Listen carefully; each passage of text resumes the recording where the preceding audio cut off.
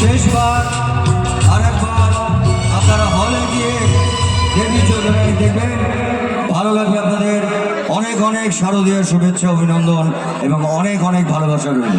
Thank you. So much.